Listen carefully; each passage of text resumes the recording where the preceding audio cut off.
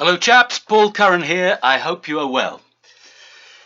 I'd like to start this week at the end. That is, looking at epitaphs.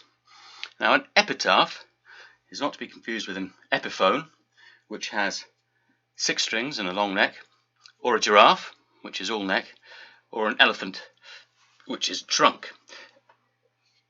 An epitaph is something that an individual has written about himself or herself, or indeed writes himself or herself in tribute, commemoration of their life. W.B. Yeats famously wrote his own epitaph. It's in fact taken from a poem of his called Under Ben Bulben, and it reads, "Cast a cold eye on life, on death, horsemen pass by." And it's been open to much consideration since it was first carved onto his gravestone upon his death in 1939. He was born in 1865, and what an incredible life Yeats lived. In just doing a bit of research on W.B. Yeats, I came across some work of his brother, who's a painter, a wonderful painter. His father was a painter as well, but his brother Jack Butler Yeats is also the man that can say that he holds Ireland's first Olympic medal. And in fact, it was for a painting in the arts and culture section of the Olympics. It was his painting of the Liffey Swim, which is a wonderful oil painting. You can see the influence of the Impressionists upon his work. But he was, that's Jack Butler Yeats anyway. W.B. Yeats, and that epitaph there from Under Ben Bulben. Other epitaphs of note that I've just come across, which you may be interested to hear, include Jack Lemmon's, which is simply, there are no dates on his gravestone, and simply the word in. Leslie Nielsen, who listeners may remember from some of the comedy films of the 80s and 90s, his epitaph is "Let her rip." A lady called Fran Thatcher, an American lady I believe, who died in 2006, simply has "Damn, it's dark down here." And Shakespeare, of course, has an epitaph on his grave in Stratford-upon-Avon, in Holy Trinity Church there. Much debate continues as to whether or not he is the author of the verse written there. It reads, "Good friend, for Jesus' sake forbear to dig the dust enclosed here. Blessed be the man who spares these stones, and cursed be he who moves my bones." There is more to that verse than perhaps first meets the ear. But what I find interesting is that Shakespeare chose not to give a reason as to why he shouldn't be moved, which in perhaps that does add to the authenticity of the verse being his work, modest man that he was recorded as being. Anyway, I wrote a poem about epitaphs, and it appeared in my first book, his only sonnet. It's called "Here Lie I."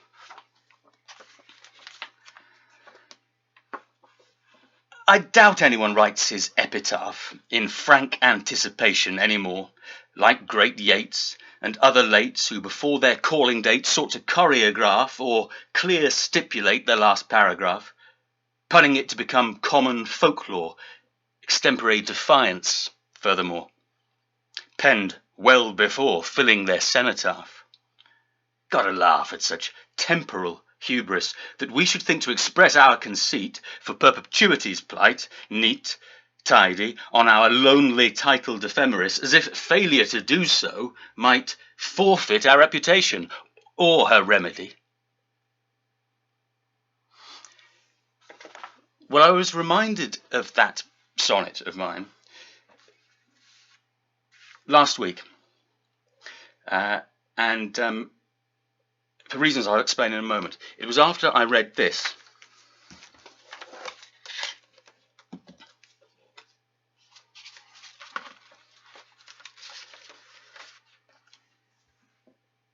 Even such is time that takes in trust our youth, our joys, and all we have, and pays us but with age and dust.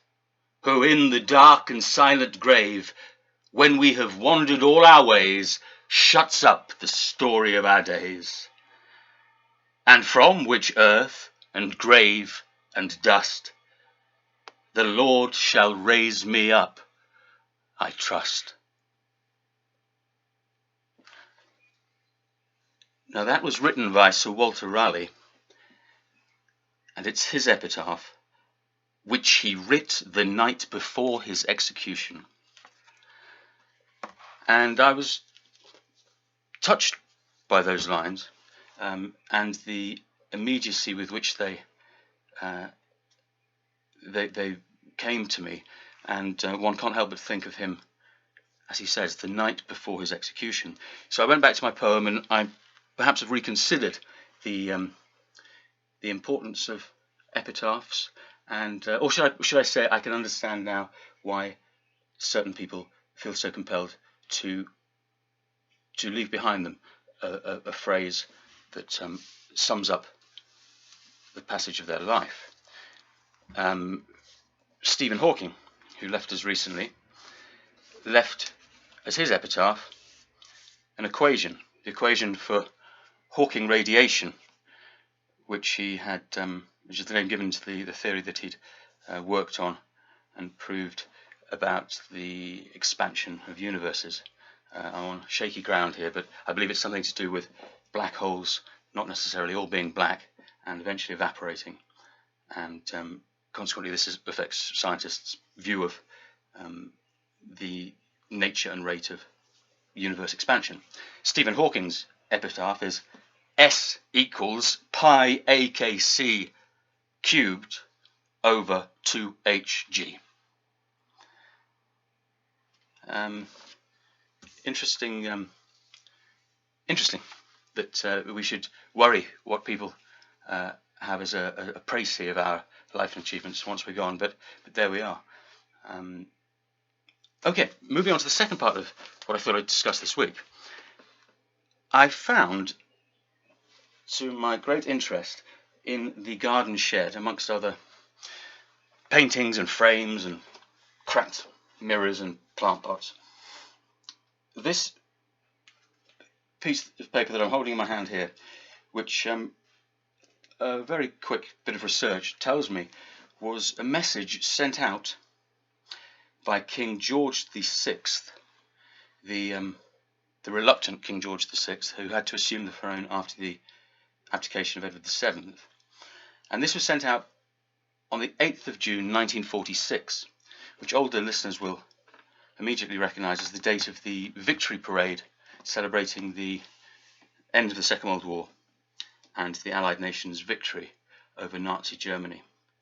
That Victory Parade wasn't without its own contentious issues. The 200,000 Polish members of the armed forces that were under the British General High Command weren't invited to attend the ceremony initially, and then there was some last-minute negotiations, which I don't think came to anything, and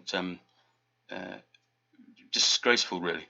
Of course, it was all being played out politically with Russia and what to do with Poland and that area of Europe at the time. Anyway, that's a digression. This piece of paper here, which I have, and it's been framed up, it's got the royal crest above it.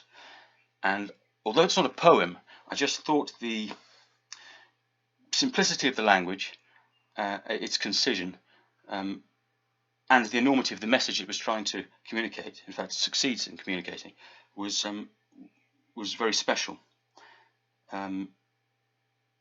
As I understand it, it was sent out to every boy and girl in the land. 8th of June 1946.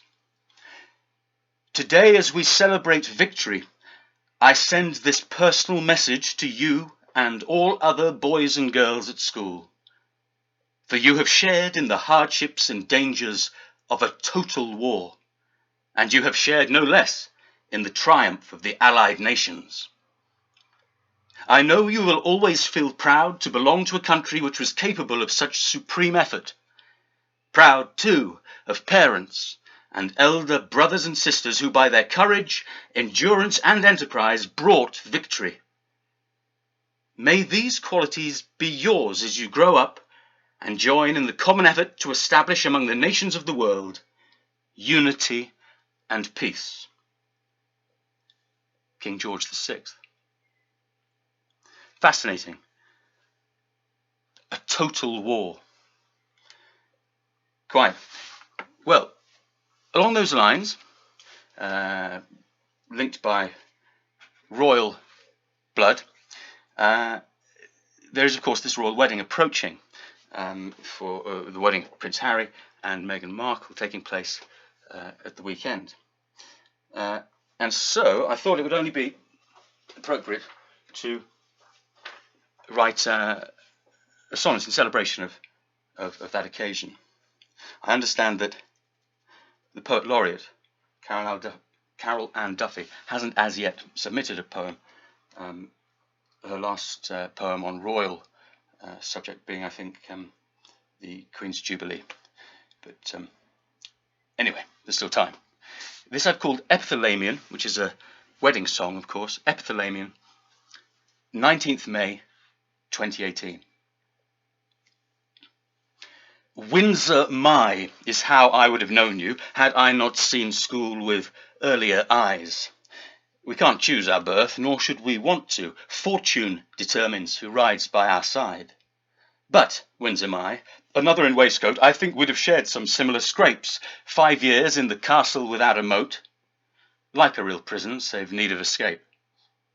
And now, I'd advise, with poems to hand, your princess waiting, the world on your side, waiting to marry you and all England, happiness at union amplified. Poets compared joy with the state of kings. I'd shake your hand and remind of such things.